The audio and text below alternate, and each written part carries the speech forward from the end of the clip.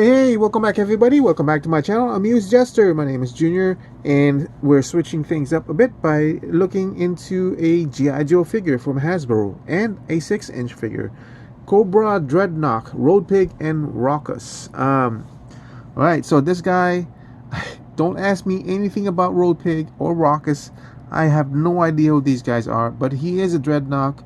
And I only learned about it because the designer was hankering about him.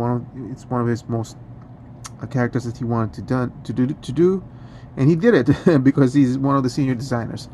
Anyway, let's open. Let's see. There's one over there,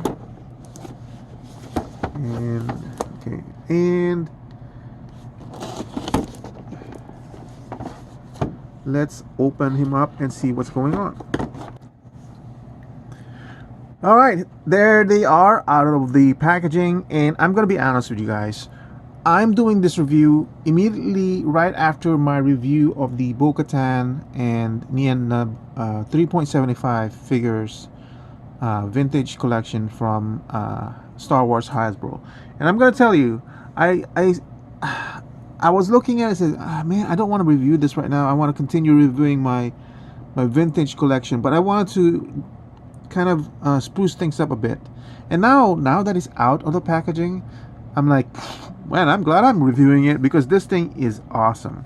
It's kind of hard to get the appreciation when it's just in boxes and it's just in a pile of boxes. But when you open it up, even though I don't know anything about this character, and I would rather and the ones from the Star Wars ones that's boxed in, it's kind of like much more higher in my want list. This guy is just amazing in the detail. This is $45, and he basically comes with an alternate head, a helmeted head, this massive mallet, road mallet pig, this hook that's really scary, two-fisted hands, another mallet with a cement block, another mask that he can put on his own, this shield. I can't even compare it to the one that we received from the other one. I think it's different. I'm not sure. A dog, a bulldog, pit bull, and the pit bull has its own alternate head. Let me close in on the heads and some of the details so we can look at it together.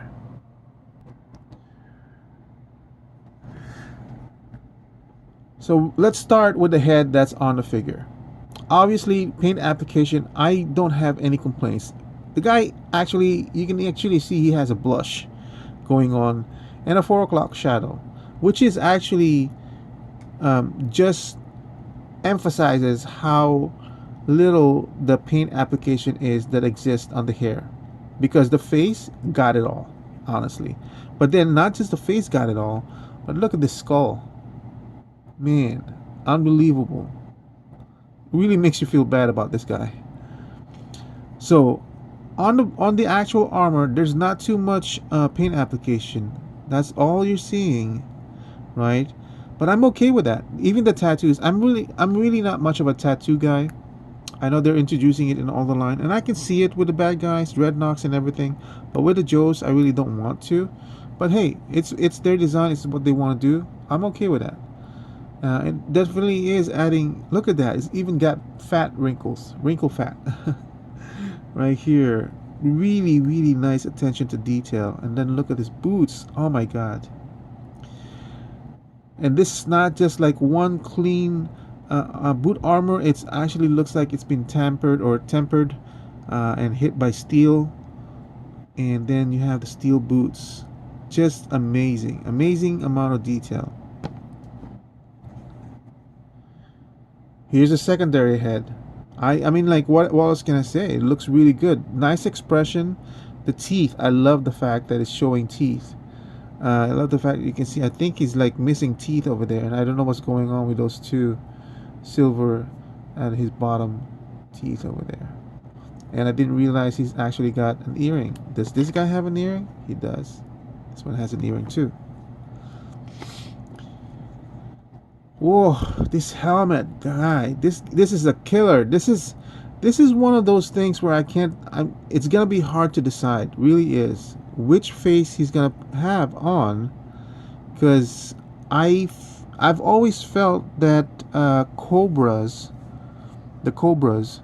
or the dreadnoks, well, the cobras should never have their faces revealed. It should always be under helmet and everything. The dreadnoks are kind of special because they are kind of like not really into cobra.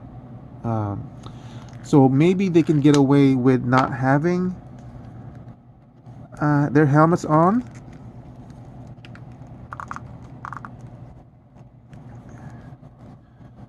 Oh my gosh.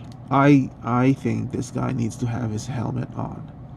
He does. He really does. And I'm jumping into this weapon over here because I'm gonna put this weapon on this figure now. And before I do, I want to show off the detail on this. Now, it's not, I don't think it's painted. Maybe it is with a gunmetal, but man, it's so close to perfection. It just needs some dry brushing, some black washing, some highlights. That's all it needs. This thing will be like perfection.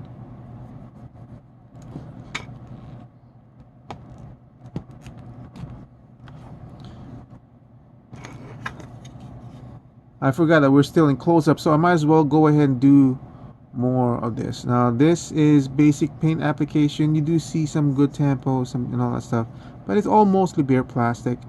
But that's okay. I'm okay with that. This whole thing basically like allows you to concentrate on the shield in itself. The hook is just bare plastic. It's interesting, but it's really scary the way it's designed, so it's okay. Here's the secondary mast. Now,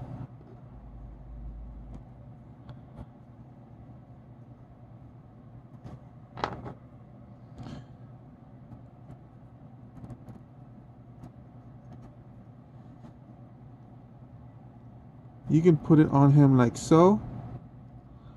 I'm just showing it, you know, because it's an option. I just think this is so much more gruesome. I think it's just, this is basically the way it is for me. He does have a second mallet with a cinder block. Again, just bare plastic. It's so close to perfection, honestly.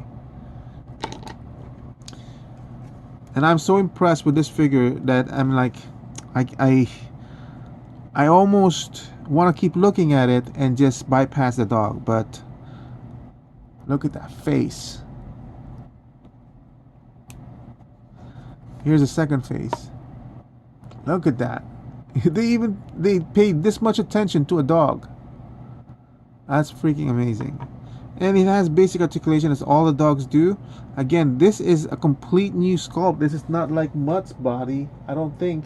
And this is definitely not like Snake Eyes' wolf buddy. You know, so this might be closer to the Mutt body. But unfortunately, my G.I. Joe collection is in the middle of restructuring. So everything is kind of like messed up. So articulation on the dog, man, it's even got a collar that's basically that moves in and up and down. You have the head articulation like so. You get all that movement. Amazing. The Joe's pets, they're not just accessories anymore. They're full-blown companion figures. Look at all these articulation. Yeah. Look at that. Can this guy even stand on his own? This Mutt? Can this Mutt stand?